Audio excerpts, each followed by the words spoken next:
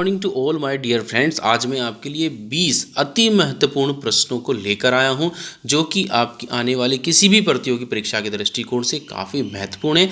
तो इन सभी प्रश्नों की जानकारी प्राप्त करने के लिए मेरी इस वीडियो को आप अंत तक जरूर देखें और इनके साथ साथ मैं आपको कुछ एक्स्ट्रा फैक्ट भी बताने की कोशिश करूँगा। तो आज आपका पहला प्रश्न है, घात करो और छिप जाओ नाम से कौन सा विषाणु विख्यात है। इस प्रश्न का जो सही जवाब है वो है RSV विषाणु। इसको घात करो और छिप जाओ विषाणु कहा जाता है। इसका पूरा नाम रेस्पिरेटरी सिंसिटियल वायरस है। 2 से 7 साल की उम्र वाले बच्चों को यह वायरस अधिक प्रभावित करता है। आपका सेकंड क्वेश्चन है कि भविष्य की धातु किसे कहा जाता है। टाइटेनियम को भविष्य की धातु कहा जाता है और एल्यूमिनियम को हरी धातु कहा जाता है। नेक्स्ट क्वेश्चन है, आशा की धातु किसे कहा जाता है। तो यूरेनियम को आशा की धातु कहा जाता है। आपका नेक्स्ट क्वेश्चन है, अति सूक्ष्म जो समय अंतराल है उसको किससे नापते हैं। तो इस प्रश्न का जो सही जवाब है, जो अति सूक्ष्म समय अंतराल है उसको परमाणु घड़ी द्वारा नापा जाता है। परमाणु घड़ियाँ भी परमाणु कणों के कंपन के आधार पर काम करती हैं। इस घड़ी के अंदर सीजियम धातु के परमाणु ठीक वैसे ही विद्युत द्वारा कंपन करते हैं जैसे दीवार घड़ी में पेंडुलम में कंपन करते हैं। खाद्य पदार्थों के परिरक्षण में किस रसायन का प्रयोग किया जाता है। तो खाद्य पदार्थों के परिरक्षण में किया जाता है सोडियम बेंजोएट। सोडियम बेंजोएट एक रसायन है जिसका उपयोग खाद्य पदार्थों के परिरक्षण में किया जाता है। आपका नेक्स्ट क्वेश्चन है कि किस वैदिक साहित्य में मोक्ष की चर्चा मिलती है। तो उपनिषद में मोक्ष की चर्चा मिलती है। यहाँ पर एक अन्य जानकारी मैं आपको देना चाहूँगा कि ऋग्वेद सबसे प्राचीन वेद है और वेदों में मोक्ष की चर्चा नहीं मिलती है।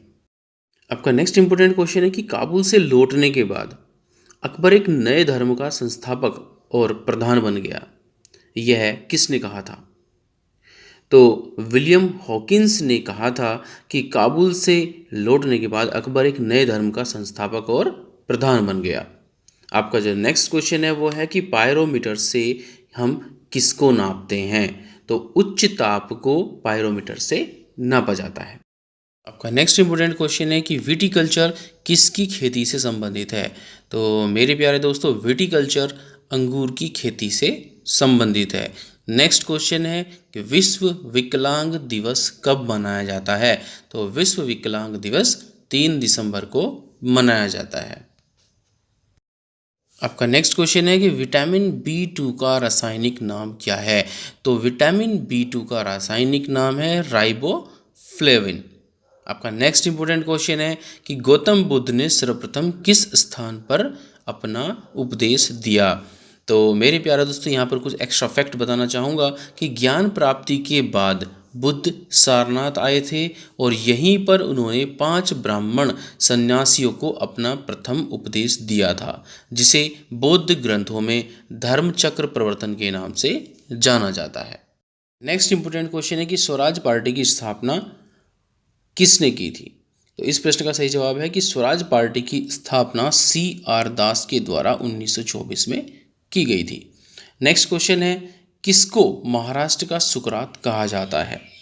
तो इस प्रश्न का सही जवाब है महादेव गोविंद रानडे यानी कि MG नारायणे। और यहाँ पर एक्स्ट्रा फैक्ट मैं जो आपको बताना चाहूँगा कि महादेव गोविंद रानडे को उनकी जो प्रचंड मेधा शक्ति थी उसकी वजह से महाराष्ट्र का सुकरात कहा जाता है।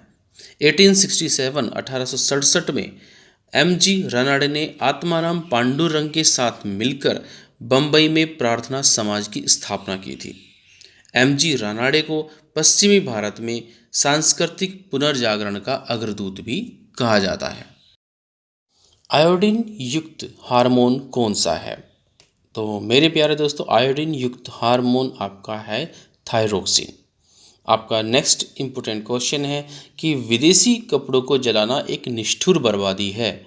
यह कथन किसने कहा था। तो तो इस प्रश्न का सही जवाब है, और एक्स्ट्रा फैक्ट के साथ मैं बताना चाहूँगा कि महात्मा गांधी जी द्वारा अंग्रेज़ों के विरुद्ध चलाए गए असहयोग आंदोलन में विदेशी कपड़ों की होली जलाई गई थी, और इसी दौरान गुरुदेव रविंद्रनाथ टैगोर जी ने इसको निष्ठुर बर्बादी कहा था, क्योंकि यह अधनंगे गरीब भारतीयों के प्रति अपराध था। अब नेक्स्ट इम्पोर्टेंट क्वेश्चन है कि ऐसा कौन सा विदेशी राजा था जिसने समुद्रगुप्त से अनुरोध किया था कि उसे भारत में बौद्ध विहार बनाने की अनुमति प्रदान की जाए। तो इस प्रश्न का जो सही जवाब है वो है मेघवर्मन। तो समुद्रगुप्त के जो समकालीन थे लंका नरेश मेघवर्मन थे। ये एक्स्ट्रा फैक्ट्स हैं, और चीनी जो स्रोत हैं जानकारी के उनसे पता चलता है कि उसने समुद्रगुप्त के पास उपहारों सहित एक दूत मंडल भी भेजा था।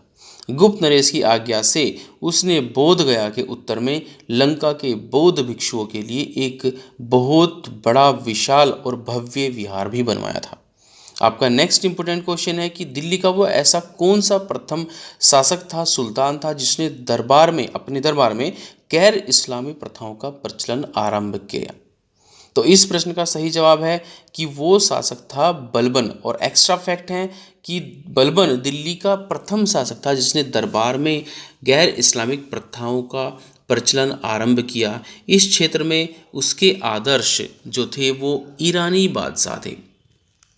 उसने सिजदा, जिसको हम कहते हैं भूमि पर लेटकर अभिवादन करना, और पैबोज यानी कि सुल्तान के जो चरण हैं उनको चूमना की रीतियों का आरंभ किया। बलबन द्वारा लागू यही प्रथाएं गैर इस्लामी मानी जाती हैं। उसके दरबार में प्रत्येक वर्ष ईरानी त्यौहार नौरोज़ भी बड़ी शान और शौकत के साथ मनाया जाता था। आपका नेक्स्ट क्वेश्चन है कि संवाद कौमुदी को किसने लिखा। तो राजा राम मोहन राय ने संवाद कौमुदी को लिखा था। नेक्स्ट है आपका poverty and un-British rule in India, ये किसके द्वारा लिखा गया है। तो Dadabhai Naoroji the grand old man of India जिनको कहा जाता था उनके द्वारा ये लिखा गया है। सत्यार्थ प्रकाश किसके द्वारा लिखा गया है। सत्यार्थ प्रकाश दयानंद सरस्वती जी के द्वारा लिखा गया है। गीता रहस्य के लेखक कौन है। तो बाल गंगाधर तिलक गीता रहस्य के लेखक हैं। और आनंद मठ के रचयिता कौन है। तो बंकिम चंद्र चटर्जी आनंद मठ के रचयिता हैं।